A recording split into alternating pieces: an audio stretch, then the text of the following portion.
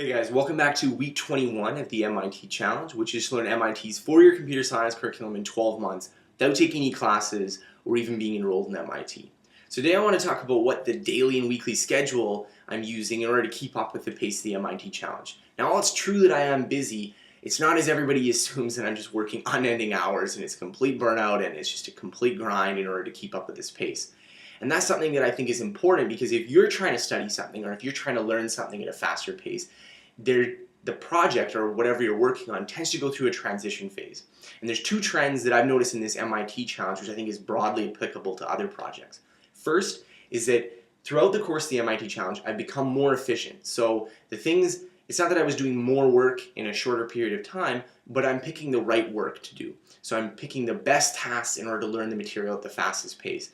And that involved a lot of sort of getting used to how MIT teaches courses, what's important in order to learn, and also to focus on how to learn in an online courseware environment where you're not going to lectures, you're not actually attending classes, but you still have to learn the material. And so when I first started, I was getting used to that format. I wasn't used to that studying style and that learning style. And so I've since transitioned, I've become a lot more efficient in knowing which tasks are the best to focus on. The second thing is that over time you also become lazier. And this is just an inevitable fact, and it's something that I anticipated going into the MIT challenge.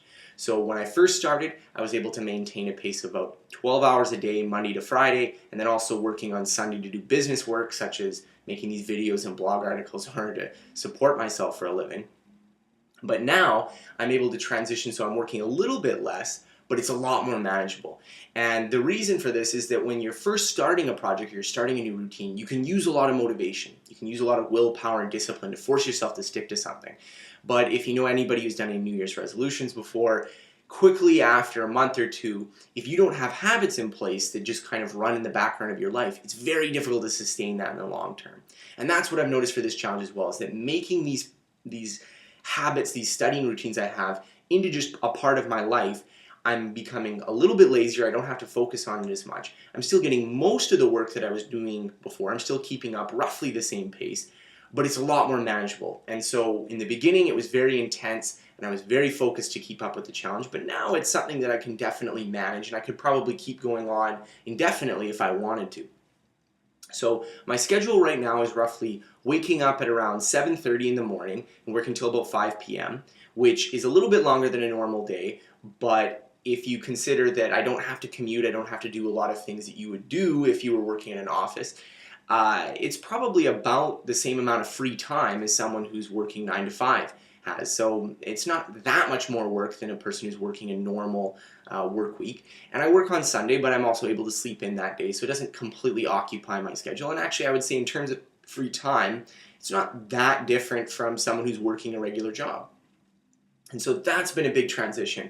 And so I'm working a little bit less. So instead of 6 to 6, it's more like 7:30 to 5. But I've become more efficient, and I've also slowed down the pace just slightly in order to still fit within the broader deadlines I have. I'm still definitely on target for finishing in 12 months, but I'm able to do it without a lot of the stress and a lot of the exhaustion that would have happened if I didn't make those habits, if I didn't transition into that period.